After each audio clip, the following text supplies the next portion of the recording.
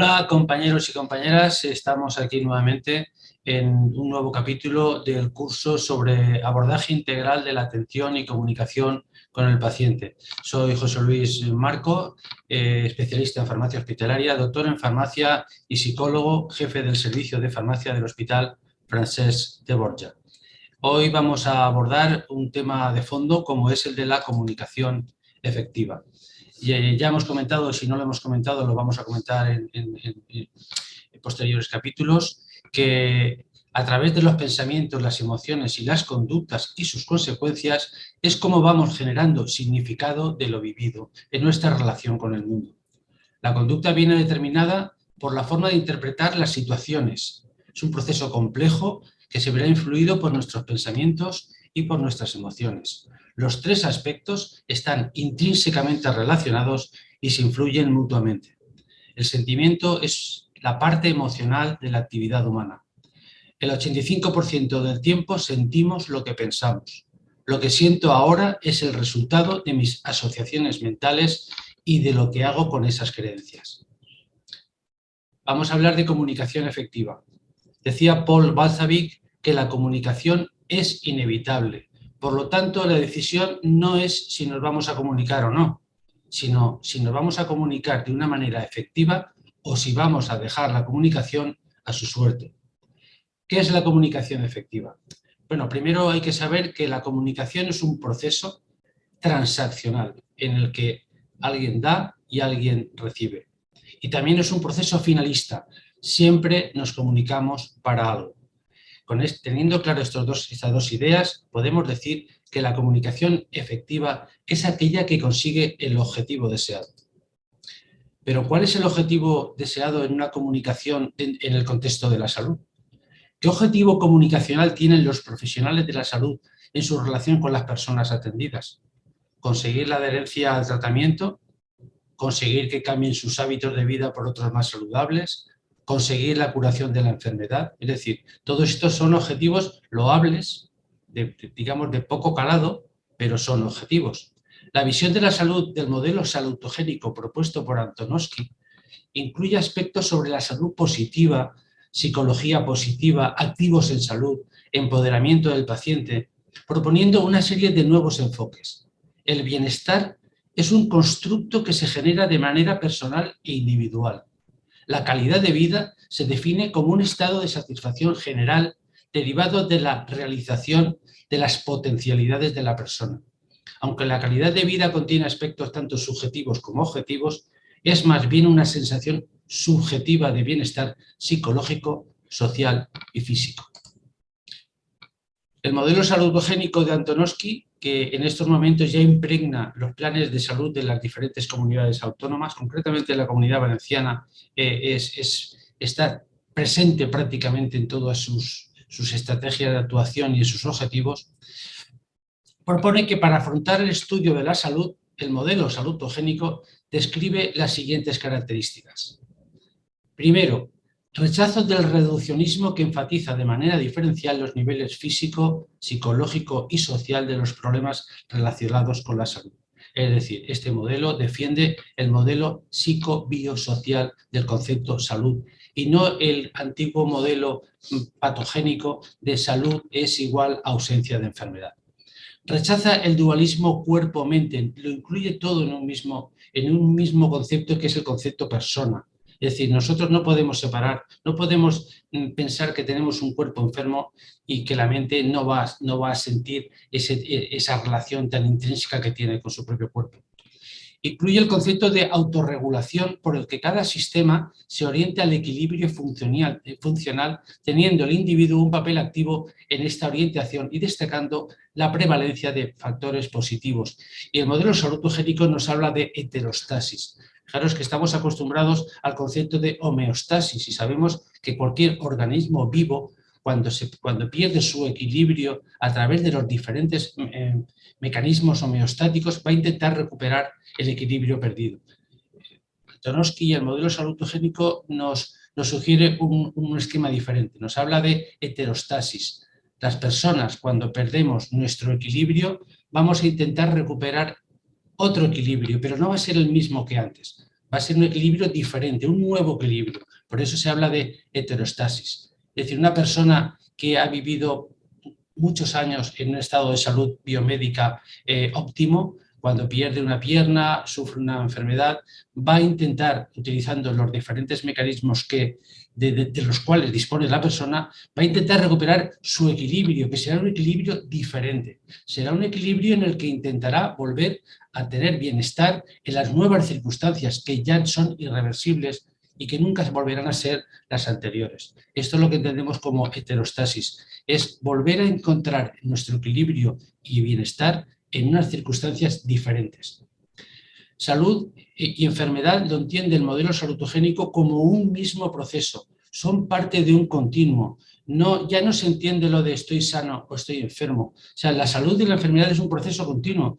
Estar sano es una eventualidad. Es decir, la salud se va a perder periódicamente por diferentes causas y motivos. Es decir, entender que la vida es un continuo vaivén entre estados de bienestar y estados de enfermedad es reparador y es terapéutico.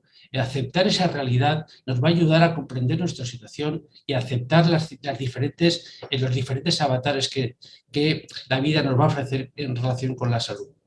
Se da especial importancia a la prevención y a la promoción de la salud. El modelo salutogénico también nos habla de unos conceptos, unos constructos nuevos. Uno de ellos es el de los recursos generales de resistencia, que son los recursos personales, interpersonales o contextuales a los que puede recurrir la persona en caso de ser necesario. Y son recursos generales de resistencia, pues el dinero, el conocimiento, la experiencia, la autoestima, el autoconocimiento, los hábitos saludables, el compromiso, el apoyo social, el capital cultural, la inteligencia, tradiciones y visión de la vida. Estos recursos generales de resistencia, cada uno, los que tenga, le van a ayudar a afrontar con éxito, con más o menos éxito, los diferentes avatares relacionados con la salud que van a ocurrir a lo largo de nuestra vida. Estos recursos ayudan a la persona a construir experiencias coherentes en la vida. En tal caso, las personas son capaces de construir una vida con sentido y tienen sentido de coherencia. El sentido de coherencia es una orientación hacia la vida. Cuando se dispone de este sentido de coherencia, el individuo expresa confianza duradera y dinámica para predecir y gestionar los cambios internos y externos y que estos se desarrollen bien. El sentido de coherencia es un recurso para afrontar el estrés al proporcionar la habilidad de elegir diferentes estrategias para resolver diferentes problemas o afrontar eventos de la vida. Permite identificar factores que promueven un funcionamiento adaptativo para mejorar la salud y alcanzar una mayor calidad de vida. El sentido de coherencia es un patrón cognitivo motivacional que refleja la opinión de una persona sobre la vida y la capacidad de responder ante situaciones de estrés. Tiene 3 dimensiones. La comprensibilidad, medida en la que la persona tiene capacidad para percibir los estímulos internos y externos como información ordenada, consistente, estructurada y clara, no como algo caótico, desordenado o inexplicable. Es decir, esta característica es la capacidad que tiene la persona de entender lo que está ocurriendo. Y como vemos, desde el punto de vista del profesional de la salud, nuestra labor en este sentido es fundamental, ayudar a las personas a que comprendan las circunstancias que están viviendo. La manejabilidad o el grado en que la persona considera que tiene recursos para hacer frente a las demandas planteadas por la vida. Capacidad y autogestión. La manejabilidad se entiende como el sentimiento que tiene esa persona o la capacidad de realmente saber cómo hacer, qué hacer para poder afrontar la eventualidad que está viviendo. Y luego la significatividad, medida en que la persona siente que la vida, a pesar de los problemas, merece la pena de ser vivida. Aquí tenemos unas diferencias de lo que es el modelo salutogénico propuesto por Antonovsky y que ya está aceptado por la OMS versus el modelo patogénico que, digamos, es el que defiende el modelo biomédico clásico que todos conocemos. El modelo de la salutogénesis se sustenta en principios que son decisivos para el cuidado y desarrollo de la salud. La heterostasis, que ya lo hemos comentado, la resiliencia, que es la respuesta a los retos del ambiente, la aceptación, que ya bueno, que entendemos como abrazar la vida, la aceptación no como rendición, sino como una apuesta por seguir viviendo bien, es una apuesta por abrazar la vida, la salud positiva y la emocionalidad positiva, que son los que garantizan una capacidad correcta de adaptación. Mens sana, in corpore sano, infirmo et. Esta frase, que es una traducción que me he permitido libre, vendría a decir como mente sana en el cuerpo sano o no, queriendo decir que aunque el cuerpo pudiera estar sufriendo una determinada enfermedad, la mente tiene que estar en estado de bienestar. Nadie nos obliga a que pensemos en situaciones de malestar, aunque tengamos un cuerpo enfermo mucho o poco. Así pues, tenemos el concepto clásico de salud, y donde se entendía que la salud era la ausencia de enfermedad. Posteriormente se pasó al modelo psicobiosocial de salud, en el cual entendíamos que una persona estaba en estado de salud cuando se encontraba en un estado de bienestar psicobiosocial. Y en estos momentos defendemos un nuevo modelo de salud, en el cual se entiende que la salud, ya lo hemos comentado, en este río de la vida, es una situación que se va alternando con los estados de enfermedad o de no enfermedad, y en este sentido entendemos la salud como que mantenemos la capacidad de adaptación física y mental a la situación que estamos viviendo. Este es el nuevo concepto, muchísimo más racional, muchísimo más comprensible y alineado con el modelo salutogénico de lo que se entiende por salud. La salud, en definitiva, no es un objetivo en esta vida, la salud se va a perder. La salud sí es un elemento facilitador para el objetivo de vivir una vida que merezca la pena ser vivida. Es más fácil estar en un estado de bienestar cuando uno está en estado de salud biomédica que cuando no, pero no es estrictamente necesario. Fijaros, aquí tenemos las trampas de la felicidad y una serie de conceptos erróneos que nos mortifican o que nos dificultan vivir una vida agradable y en la cual podamos sentir bienestar. Por ejemplo, la idea de que la felicidad es un estado natural del ser humano. No es así. La felicidad es un estado que cuando se tiene se disfruta y que se pierde momentáneamente o durante determinados periodos por las propias circunstancias de la vida. Y es importante que las personas entiendan que cuando no están en estado de felicidad, pues también están en otra situación diferente que no es mala porque es inevitable o que hay que aceptar y hay que vivenciar. Para ser felices no hay que tener sentimientos negativos. Error también, otro concepto erróneo. La vida nos va a ofrecer momentos en los cuales tendremos sentimientos de profunda tristeza o de profundo pesar. No hay que pensar que el hecho de estar pasando momentos malos es algo malo o patológico. Deberías de ser capaz de controlar lo que sientes y piensas. Otro error. Pues, suerte o por desgracia, nuestros sentimientos y nuestros pensamientos no están sometidos al control racional de nuestro cerebro. Muchas veces vamos a tener sentimientos y pensamientos negativos, tristes, que nos van a mortificar y bueno, tenemos que asumir que esto es así y que es parte del sistema y que bueno, el propio ser humano está diseñado de esta manera. ¿Cuál es el objetivo entonces comunicacional que asegura la comunicación efectiva? El objetivo comunicacional que nos va a permitir asegurar que nuestra comunicación es efectiva sería conseguir que las personas alcancen un nuevo equilibrio de bienestar y calidad de vida en las nuevas circunstancias vitales. Conseguir que las personas perciban su vida como una vida que merece la pena de ser vivida. Y para ello, los profesionales de la salud, los farmacéuticos de hospital, tenemos que intentar incrementar los recursos generales de resistencia de las personas y tenemos que intentar incrementar el sentido de coherencia de las personas. Es muy importante establecer una relación interpersonal adecuada entre el profesional de la salud y el paciente al que se ayuda.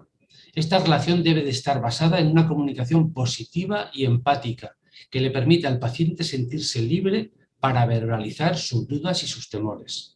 Saber observar, escuchar y aceptar tanto los sentimientos y pensamientos propios como los del paciente son elementos clave para una comunicación eficaz. Prestar atención, analizar y comprender la información que el otro está transmitiendo, tanto a nivel verbal como no verbal, Las características de una escucha eficaz serían, por tanto, las siguientes: empatía, que todos entendemos lo que significa, y luego la aceptación del otro. Este concepto implica reconocer al individuo, a la persona, como una persona valiosa, lo que supone respetar y aceptar al paciente como persona global, total, tal y como es, sin valoraciones críticas o éticas acerca de su forma de sentir o de ser. Estas y otras actitudes y técnicas favorecen que la comunicación sea eficaz, pero la eficacia de la comunicación, al final, se medirá por los resultados. Recordemos que una comunicación eficaz es aquella que alcanza el objetivo que se ha planteado.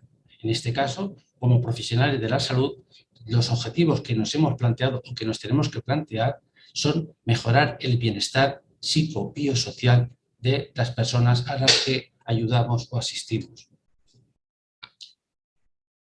La comunicación verbal. Los profesionales de la salud emplearán las palabras para establecer una relación con el paciente, obtener información acerca de él, de su condición o de sus progresos, transmitir información a otro profesional sanitario o personal de apoyo, orientar o dar instrucciones al paciente o a sus familiares.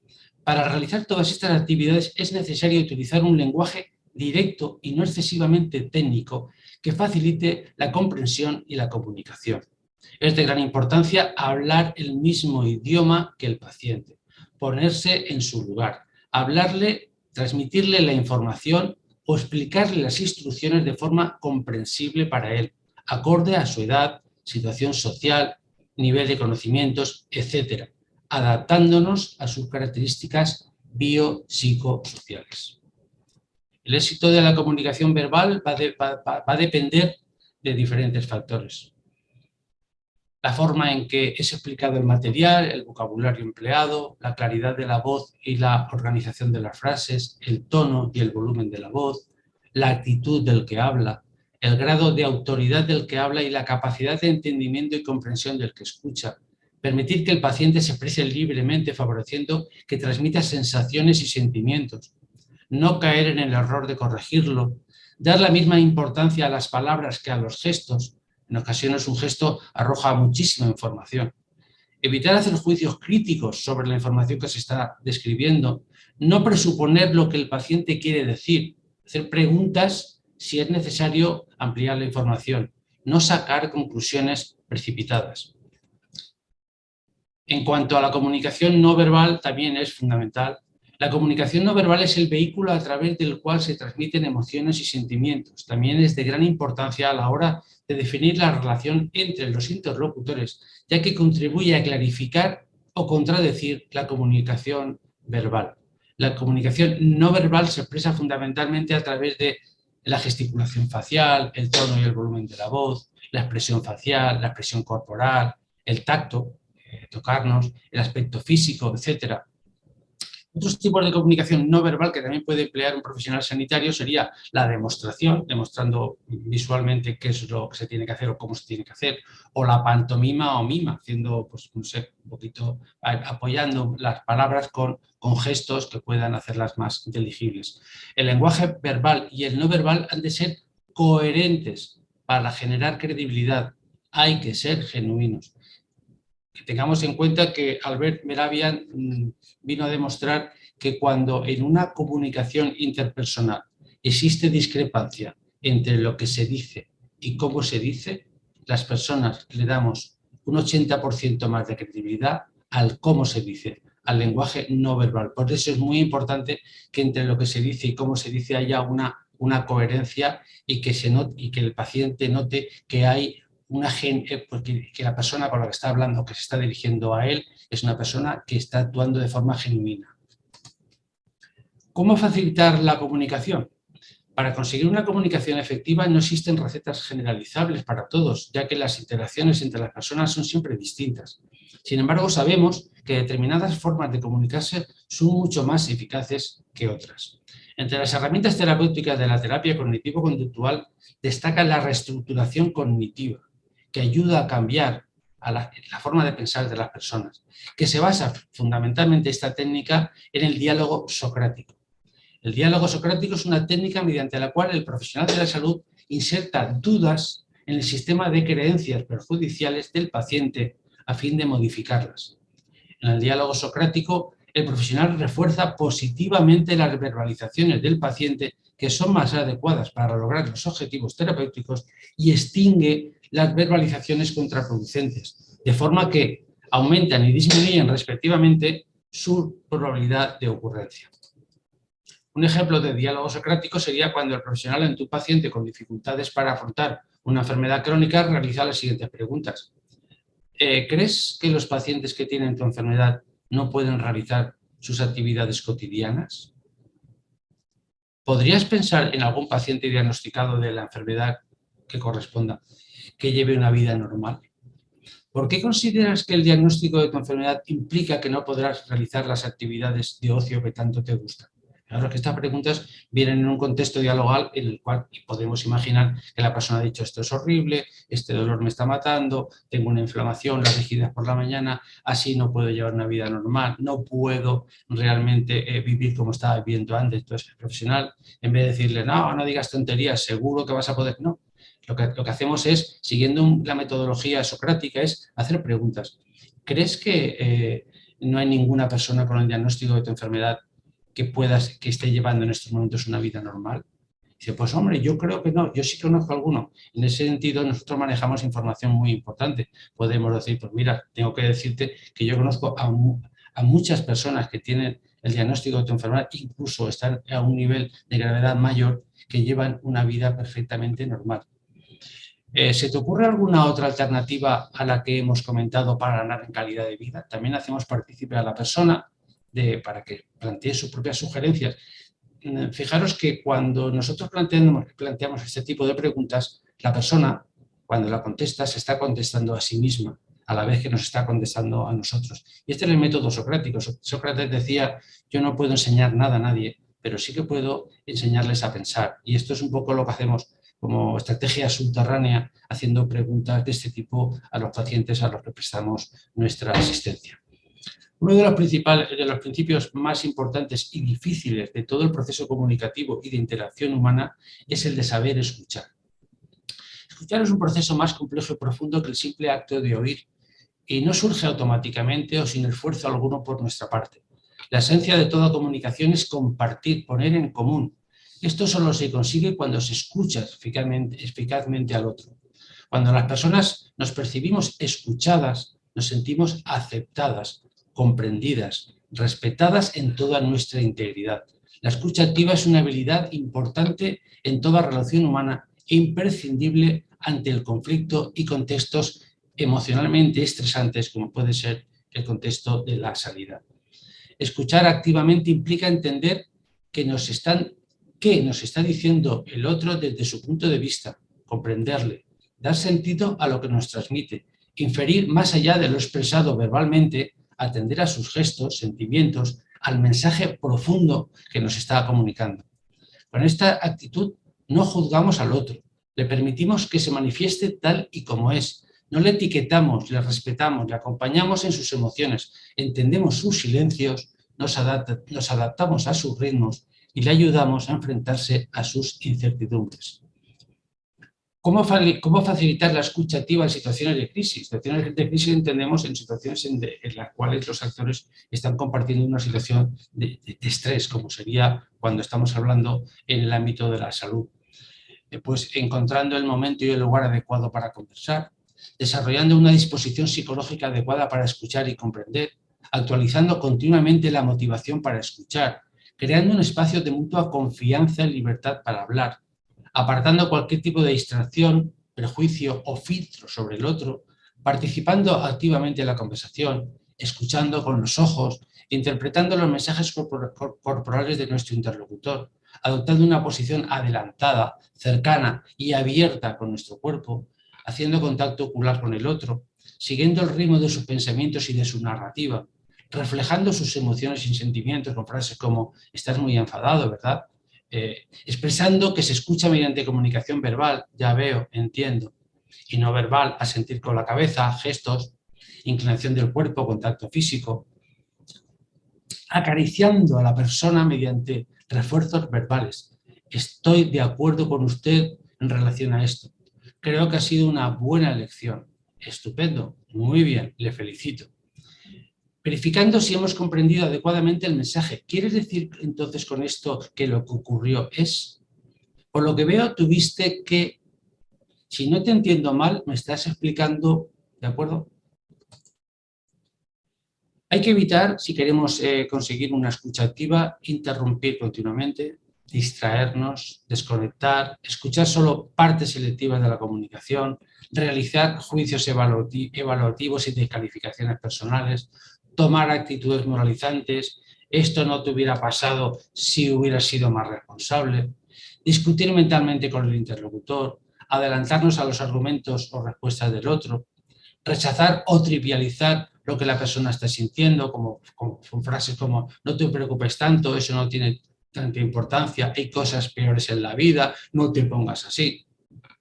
Respuestas competitivas que restan protagonismo o importancia a la vivencia del afectado. Si yo te contase, uy, mi experiencia fue peor porque... Intentar deslumbrar teniendo soluciones o respuestas expertas a los problemas, eso está perfectamente claro, te voy a decir lo que tienes que hacer. Presentar casos peores, tratando de aliviar así el sufrimiento del otro. Uy, pues esto no es nada, conozco a uno, ¿de acuerdo? Ese tipo de cosas no se deben de hacer. ¿Cómo se construye una relación empática? Pues realizando una escucha activa, manteniendo en todo momento una actitud cordial y cercana, acomodándose a los temas que la persona considere importantes y siguiendo el flujo de sus pensamientos y argumentos y no los tuyos, comprendiendo el mensaje desde el punto de vista del otro, respetando los diferentes valores, emociones, sentimientos y visiones del mundo, tolerando el silencio como facilitador de la descarga emocional sin forzar respuestas o respondiendo con demasiada premura, aceptando el llanto como una manifestación natural de dolor y evitando comentarios críticos o descalificadores. Deja de llorar, así no consigues nada, todo se solucionará. Más adelante, cuando veamos la gestión de las emociones, diremos que la respuesta correcta es validadora, es decir, es normal, entiendo que estés así, o simplemente un silencio y acercarle la caja con los pañuelos de papel, permitiendo la necesidad de aislarse durante algún tiempo para dar salida a las emociones. Utilizando el contacto físico, apretar su hombro, tomar de la mano, etcétera, evitando las frases hechas y vacías, lo siento mucho, entiendo por lo que estás pasando, ese tipo de frases no se tienen que utilizar, sirviendo de espejo a las emociones de la persona, de la manera siguiente, así por frases como así que usted se siente muy asustada, debe de sentirse muy preocupada por este diagnóstico, o en forma de pregunta, ¿cómo se encuentra en estos momentos? Te encuentro desanimado, ¿quieres que hablemos? Normalizando las emociones. Es lógico que ahora sientas miedo al futuro. Es normal que te sientas confuso, enfadado, defraudado. Es normal. Normalización de las emociones, validación del sentimiento que tiene la persona. No culpabilizando o reforzando ideas negativas. Por supuesto, no culpabilizar. Si hubieras ido antes al médico, lo hubiéramos podido detectar antes. Por supuesto, eso no se debe bajo ningún concepto utilizar, culpabilizar. Evitando dar falsas esperanzas de que puedan generar desconfianza. Ofrecer apoyo sincero. Voy a indagar sobre esa posibilidad, por ejemplo, cuando se plantean dudas que en esos momentos no podemos aclarar. Voy a indagar más sobre este tema. Examinando las posibles necesidades. Acabando. ¿Hay algo más que te gustaría saber? ¿Necesitas más información sobre? ¿Puedo hacer algo más por ti? El silencio es comunicación y hay que saber utilizarlo. Bien utilizado es una herramienta terapéutica. Ante preguntas muy directas o comentarios desesperanzadores, se hace difícil encontrar formas adecuadas de responder. En estos contextos, el silencio devuelve la reflexión a la persona y facilita la elaboración de algunos hechos. Cuando las circunstancias tienen un gran componente de emotividad, el silencio, junto con una escucha activa y el contacto físico apropiado, transmitirá al afectado la idea de apoyo empático. El contacto físico es un tema muy delicado. Cada persona tiene sus propios límites, áreas personales de comodidad o incomodidad, factores culturales, antecedentes y pautas de educación familiar, así como el impacto de la crisis médica, condicionarán el manejo correcto del contacto físico. El factor esencial a considerar y que marcará qué nivel de contacto es la relación de la persona. Pero evidentemente hacer un contacto físico, establecer un contacto físico entre el profesional de la salud y la persona atendida es un signo de interés por parte del profesional y un signo de compromiso con la salud de la persona asistida. Bien, ahora vamos a hablar del enfoque comunicacional. ¿Qué tipo de enfoque vamos a establecer con las personas? Y aquí tenemos un diagrama muy interesante en el cual vemos que hay dos dimensiones. Una es basada en si nos dirigimos hacia el problema que nos ocupa, hacia el problema, o bien si nos enfocamos hacia la persona como un todo. Cuando nos dirigimos al problema, sería el caso, por ejemplo, de una diabetes mellitus, pues si nuestro problema es que vamos a enfocar exclusivamente en la enfermedad o una artritis reumatoide, si nos estamos enfocando exclusivamente hacia el problema médico, por ejemplo, en el caso de una diabetes mellitus o de una artritis reumatoide o una enfermedad de Crohn, o sea, una cosa es que nos enfoquemos hacia el problema y otra cosa es que veamos a la persona en toda su integridad. El modelo que se centra en el problema sería lo que entendemos como el modelo biomédico clásico, voy a lo que voy, es a la enfermedad. Sin embargo, cuando nos enfocamos hacia la persona en toda su integridad, estaríamos hablando de un modelo humanístico, salutogénico o personómico. La otra dimensión sería si la comunicación con la persona asistida va a ser de tipo unidireccional o de tipo bidireccional. Es si entendemos que la otra persona también es partícipe en el proceso que estamos estableciendo, si va a ser parte importante en la toma de decisiones o si el profesional de la salud considera que es él el que va a dirigir todo el proceso comunicacional de una manera unidireccional. Así, de esta manera, si nos enfocamos hacia el problema exclusivamente y de una manera unidireccional, que sería un modelo biomédico clásico, entonces el profesional de la salud le dice al paciente qué es lo que tiene que hacer, cómo lo tiene que hacer, cuándo lo tiene que hacer. ¿De acuerdo? Si entendemos que la relación entre los dos actores es de tipo bidireccional, es decir, también va a participar con sus opiniones la persona asistida y nos estamos focalizando en el problema, estaríamos hablando de un modelo de aconsejar, que también se acerca mucho a lo que es el modelo biomédico clásico, pero que, bueno, aquí lo vamos a definir como consejo breve. Esto puede ocurrir, pues, por ejemplo, cuando una persona va al servicio de farmacia, habla con su farmacéutico y le pide una opinión, le pide un consejo sobre algo puntual relacionado con la enfermedad. En esos momentos, el profesional de la salud le han invitado a que participe de su opinión, que va a ser eso, una opinión vinculada con el problema que se le consulta. Mayor complejidad tiene el proceso comunicacional cuando nos focalizamos en la persona como un todo. Ya estamos viendo a la persona en su globalidad psico-bio-social. Si lo hacemos de esta manera y establecemos una comunicación de tipo unidireccional, podríamos pensar que el enfoque que estamos en este momento desarrollando sería un modelo de ayuda con persuasión.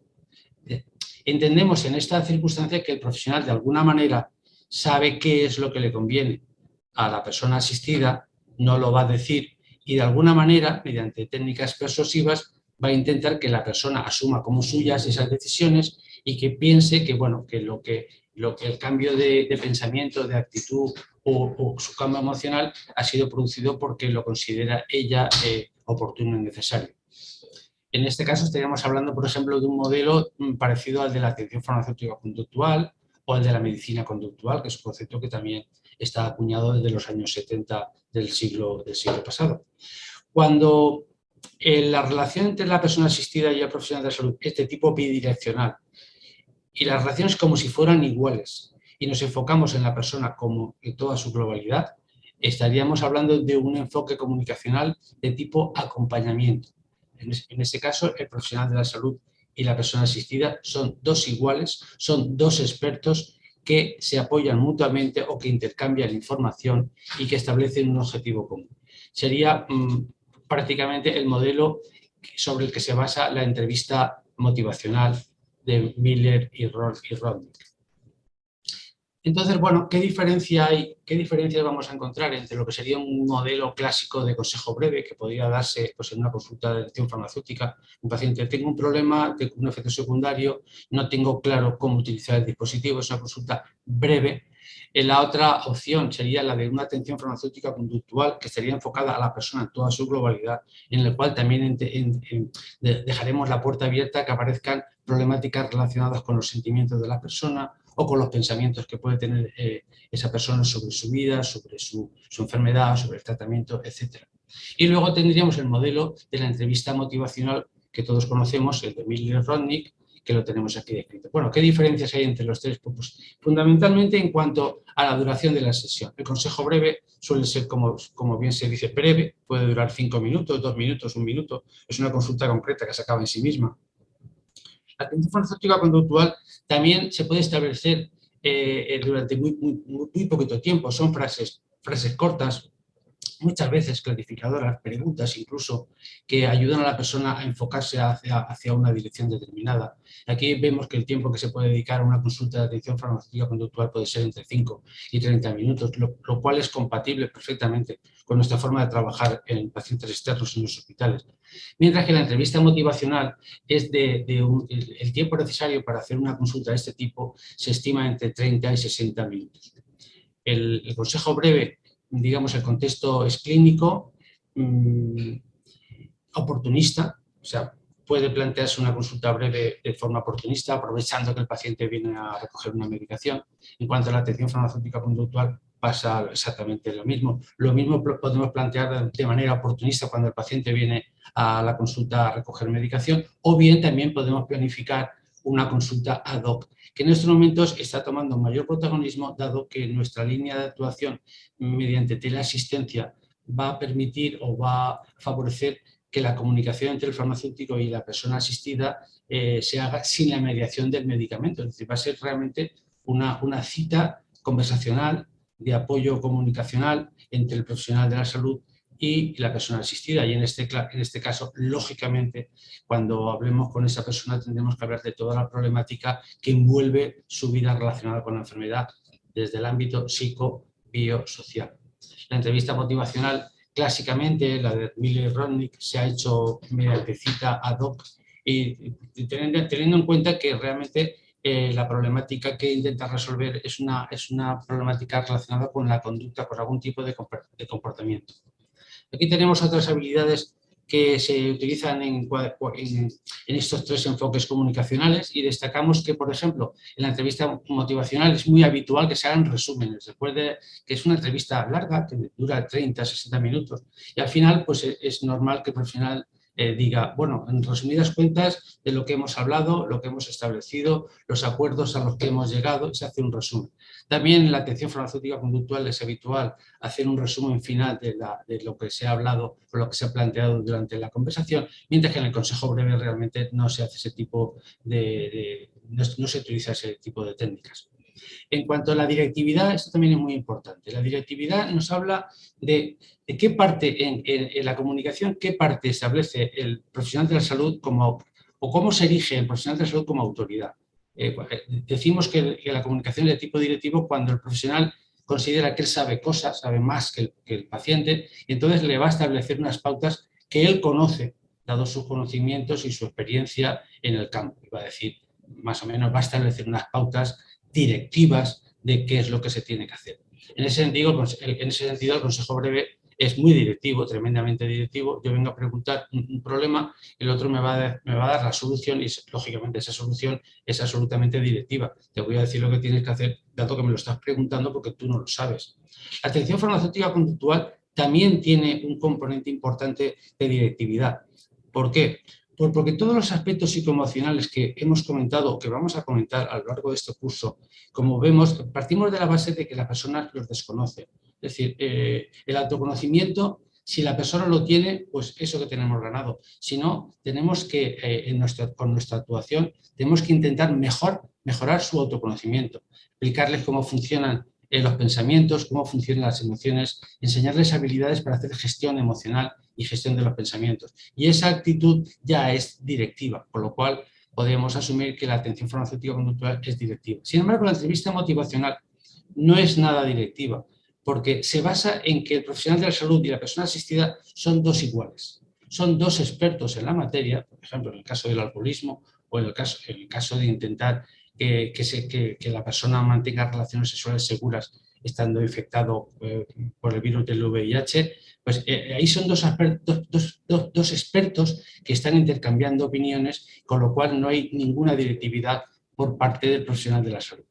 En cuanto a la formación, el consejo breve es poco formativo porque simplemente da directrices. La atención farmacéutica conductual es muy formador, no solamente muy formador, sino muy transformador, porque lo que vamos a hacer es formación sobre aspectos que van a servir no solamente para afrontar el problema en ese momento, sino que vamos a dar herramientas para afrontar los problemas que inevitablemente vamos a ir encontrando vinculados con la salud en el resto de nuestra vida. La entrevista motivacional en ese sentido tampoco podemos decir que sea un enfoque comunicacional muy formador. Bien, vamos a acabar. Bueno, pues concretamente, después de haber hecho un poco este resumen, puedo sugerir o puedo proponer que el enfoque comunicacional más adecuado a establecer entre un farmacéutico de hospital y un paciente que sufre una enfermedad crónica, sería un enfoque de tipo conductual, entendiendo conductual como psicobiosocial. Ya hemos definido, hemos dicho, hemos clarificado que los pensamientos y las emociones son conductas privadas. Y luego están las conductas observables, que es el comportamiento como todos lo entendemos. Entonces, cuando decimos intervención conductual, estamos diciendo que nuestro enfoque va a ser hacia pensamientos, emociones y conductas, entendiendo a la persona como un todo, como una globalidad. Para ello, un poco las líneas estratégicas o cuál sería el guión o cómo debe estructurarse un enfoque de este tipo de atención farmacéutica conductual. Lo primero, hay que establecer una conexión de confianza empática con las personas, lo que se dice rapport, establecer ese nivel de rapport, de confianza. Ayudarle a ampliar el repertorio conductual, flexibilizar sus pensamientos, hacer una educación emocional, enseñarle cómo funcionan las emociones y enseñarle técnicas para gestión emocional, realizar una reestructuración cognitiva, es decir, ayudarle a cambiar sus pensamientos, aquellos que no son adaptativos, cambiarlos por otros más adaptativos, más cercanos, a que le ayuden más a percibir y sentir el bienestar en la vida, enseñarle técnicas de gestión de conflictos y de negociación consigo mismo y con el resto de profesionales de la salud, enseñarle habilidades sociales para mejorar su integración en el ámbito social cercano o lejano, clarificar la problemática relacionada con la evitación vivencial, es decir, de las técnicas de afrontamiento, las que todos tenemos claro que no es la buena, es la evitación vivencial. Hay que enseñar a las personas a afrontar la situación que están viviendo. Es mucho más recomendable, mucho más efectivo y al final, a medio y largo plazo, se vincula con un mayor bienestar. Enseñarle a aceptar las circunstancias que está viviendo, enseñarle a ser un observador externo sobre sus propias circunstancias y enseñarle que las circunstancias que en estos momentos le están impactando de manera negativa pueden ser percibidas de otra manera si realiza los cambios en su propia forma de sentir, en su propia forma de pensar. Hablar de los valores, hacer que la persona se enfoque, reconozca sus valores y todos los esfuerzos que le vayamos a pedir para afrontar la adversidad lo haga alineados con sus propios valores, con aquello a la que la persona le da valor en su propia vida. Intentar establecer un compromiso de acción mutuo para que los proyectos, la estrategia, el plan estratégico sea realizado de común acuerdo, sobre todo con su participación y decisión personal. Y por último, establecer el experimento conductual. Ya hemos hablado, y si no hemos hablado lo hablaremos, que toda nuestra forma de pensar, nuestra forma de sentir, nuestra forma de actuar ha sido condicionado mediante la metodología clásica de Skinner del condicionamiento operante. Llevamos muchos años pensando y sintiendo de una determinada manera y la única forma eficiente de cambiar nuestra forma de pensar, nuestra forma de sentir y nuestra forma de actuar es volviendo a realizar un condicionamiento igual que el que realizamos durante la vida anterior. Esto es lo que se llama el experimento conductual. Vamos a proponer estrategias para el cambio y vamos a sugerir a la persona que se fije en los resultados que obtenemos con estos cambios que vamos a plantear. Si estos cambios los reconoce como positivos, y serán positivos si están vinculados con sus valores, con aquello que la persona considera muy importante en su vida, cuando vea que ese cambio propuesto produce resultados positivos, ese resultado positivo servirá de refuerzo para que se genere un nuevo condicionamiento y un cambio de comportamiento, de pensamiento, de emociones y de costumbres.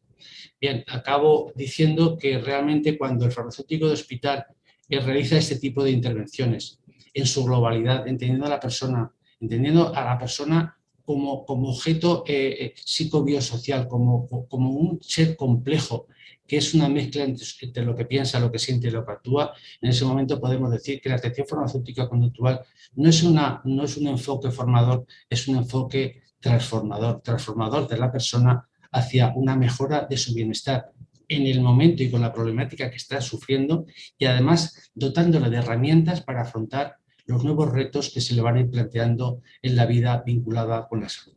Muchas gracias a todos por vuestra atención.